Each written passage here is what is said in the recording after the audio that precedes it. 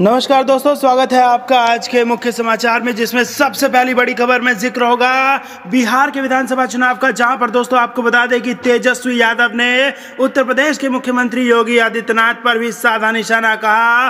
कौन कहां से आया है ये जरूरी नहीं है, गरीबी खत्म करना है बिहार में, ये जरूरी है। जी हाँ दोस्तों, नीतीश कुमार के साथ साथ योगी को भी आड़े हाथों ले लिया है तेजस्वी यादव ने। इसी के साथ दूसरी बड़ी खबर में आपको बताएंगे कि बिहार में रैली से पहले राहुल गांधी ने कहा कि कोरोना हो या बेरोजगारी, झूठे आंकड़ों से पूरा देश है परेशान। और तीसरी बड़ी खबर में जिक्र होगा कि पहले था तुम मुझे खून दो मैं तुम्हें आजादी दूंगा, और अब है कि तुम मुझे वोट दो मैं तुम्हें वैक्सीन दूंगा। शिवसेना का भाजपा पर हमला। जी हाँ दोस्तों, वैक्सीन का वादा करके बुरी तरह से फंसती नजर आ रही है भारतीय जनता पार्टी, और अब भाजपा के खिलाफ चुनाव आयोग का दरवाजा भी खटखटा लिया गया है। हर एक खबर की गहराई में आपको ले जाएंगे दोस्तों, लेकिन उससे पहले अगर आपको भी ऐसा लगता है कि बिहार की चौकन्नी जनता भाजपा और जेडीयू को बड़ा झटका देने वाली है, तो आप अभी इस वीडियो को लाइक कीजिए और इस लाल बटन को दबा के इस चैनल को फ्री में सब्सक्राइब करके घंटी बजाइए, और कमेंट में हमें बताइए कि किस पार्टी को बिहार में कितनी सीटें मिलने जा रही हैं आपके हिसाब से। दोस्तों रुक करते हैं तमाम बड़ी खबरों की तरफ। तेजस्वी यादव ने योगी पर साधा निशाना,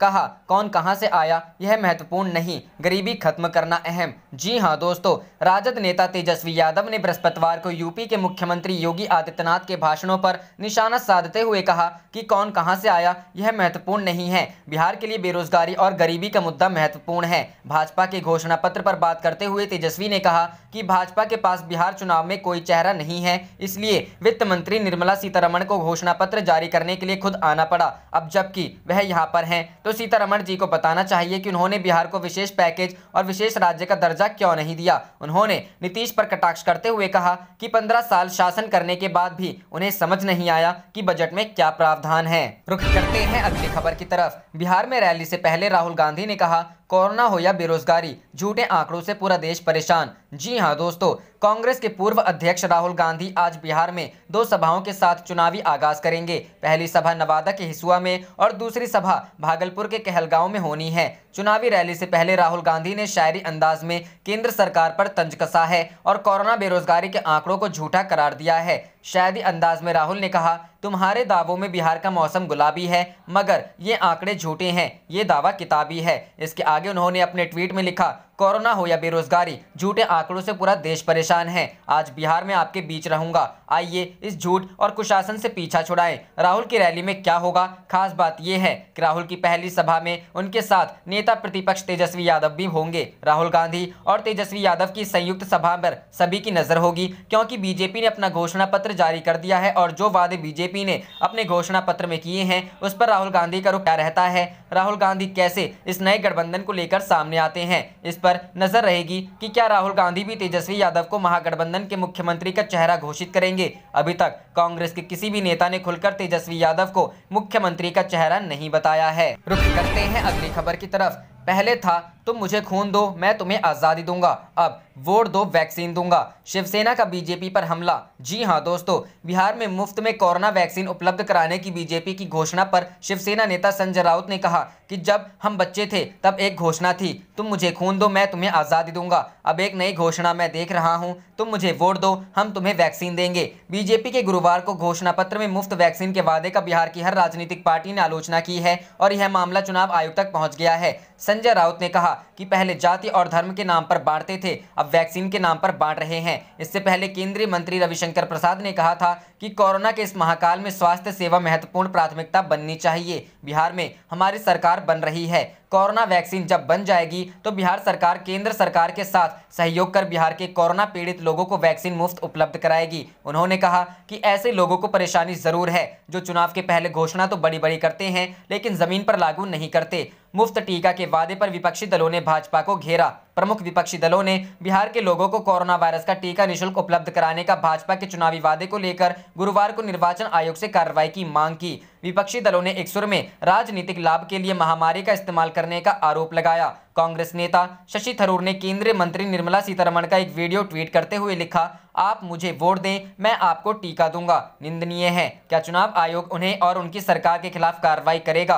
कांग्रेस पार्टी के मुख्य प्रवक्ता रणदीप सुरजेवाला ने ट्वीट किया, मोदी सरकार ने तो कोरोना की वैक्सीन नहीं ढूंढी, पर बिहार की जनता ने बिहार बचाने की वैक्सीन जरूर ढूंढ ली है।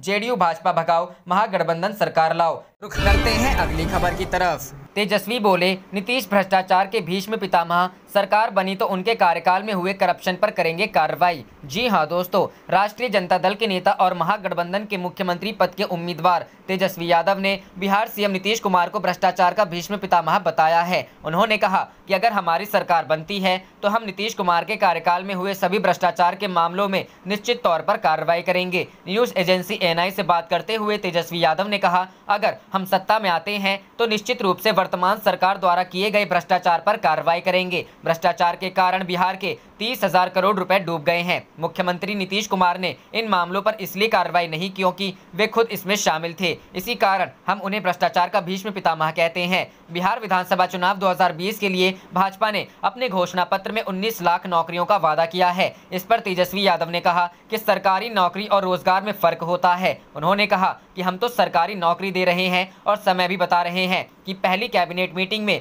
10 लाख नौजवानों को नौकरी देंगे। बीजेपी कह रही है कि हम रोजगार के अवसर तलाशेंगे, इसका मतलब तो पकौड़ा बेचना भी हुआ। प्रधानमंत्री मोदी द्वारा 2014 में प्रत्येक वर्ष 2 करोड़ नौकरी देने के वादे का जिक्र करते हुए उन्होंने कहा कि लोगों ने पहले भी देख लिया है कि 2 करोड़ रोजगार के वादे का क्या हुआ। इसी बीजेपी ने बिहार को विशेष राज्य देने का वादा किया था, लेकिन क्या हुआ? अभी तक उस पर कोई ठोस कदम नहीं उठाया गया। पिछले चुनाव में मोदी जी ने विशेष पैकेज देने की बात कही थी, लेकिन अभी तक कुछ नहीं हुआ।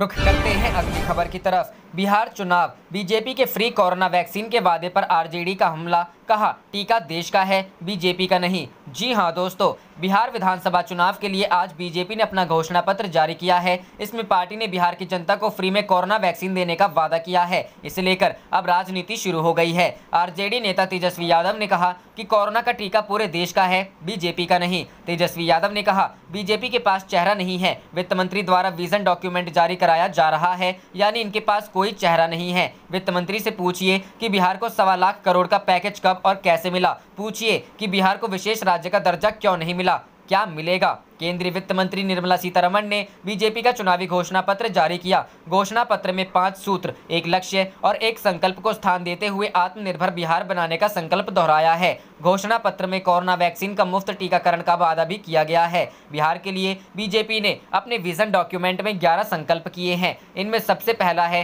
कि अगर सत्ता में आए तो कोरोना वैक्सीन का मुफ्त टीकाकरण किया जाएगा। बता दें कि बिहार में पहले चरण में 71 सीटों के लिए 28 अक्टूबर को, दूसरे चरण में 94 सीटों के लिए 3 नवंबर को और तीसरे चरण में 78 विधानसभा सीटों पर 7 नवंबर को मतदान होगा और 10 नवंबर को नतीजे आएंगे।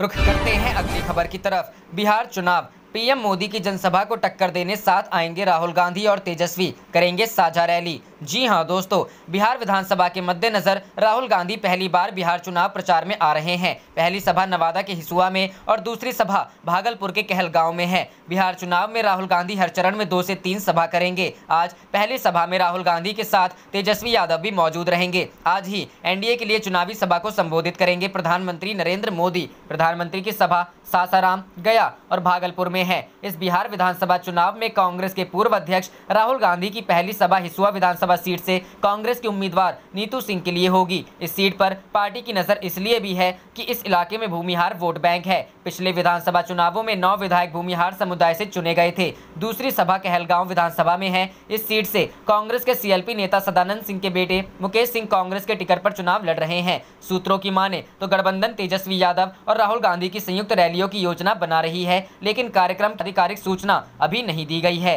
कांग्रेस ने बिहार विधानसभा चुनावों में राहुल गांधी की 6 रैलियों का घोषणा कर दी है। प्रत्येक चरण के चुनावों के लिए राहुल की 2 रैलियां होनी है।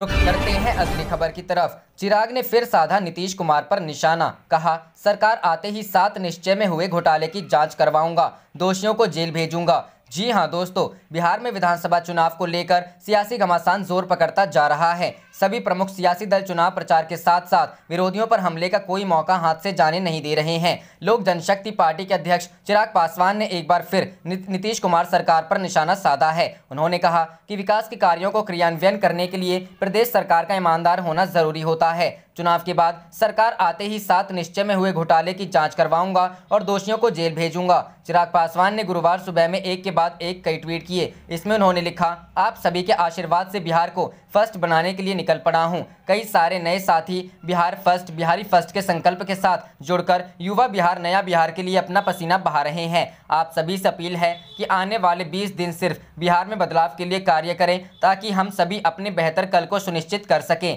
लोजपा प्रत्याशी मेरे प्रत्याशी हैं। आप सभी का एक एक वोट सीधा मुझे मिलेगा। असंभव नीतीश। चिराग पासवान ने एक और ट्वीट में किया, विकास के कार्यों को क्रियान्वयन करने के लिए प्रदेश सरकार का ईमानदार होना जरूरी होता है। पिछले 5 साल में नीतीश कुमार के राज में अफसरशाही और 7 निश्चय में सिर्फ घोटाले हुए हैं। चुनाव के बाद सरकार आते ही 7 निश्चय में हुए घोटाले की जांच करवाऊंगा और दोषियों को जेल भेजूंगा। इससे पहले बुधवार को भी चिराग पासवान ने एक के बाद एक ट्वीट के जरिए नीतीश कुमार सरकार को घेरने की कोशिश की। उन्होंने अपने ट्वीट में लिखा, आज बिहार में रोजगार और पलायन सबसे बड़ी समस्या है और विकसित बिहार का सपना पूरा तभी होगा जब समाज के सभी पहलुओं पर विचार होगा। उन्होंने एक और ट्वीट में कहा, आदरणीय नीतीश कुमार के पिछले 5 वर्ष के कार्यकाल में क्या हुआ है, अगर किसी को पता है तो जरूर बताएं। जाति आधार या गठबंधन के आधार पर वोट देने से आप सिर्फ वर्तमान ही नहीं बल्कि बिहार का भविष्य भी बर्बाद करेंगे। असंभव नीतीश। जाने से पहले आप इस वीडियो को लाइक कीजिए और इस लाल बटन को दबा के इस चैनल को फ्री में सब्सक्राइब करके घंटी बजा लीजिए। आप देख रहे थे आपका अपना चैनल धड़ाधड़ न्यूज। जय हिंद, जय भारत।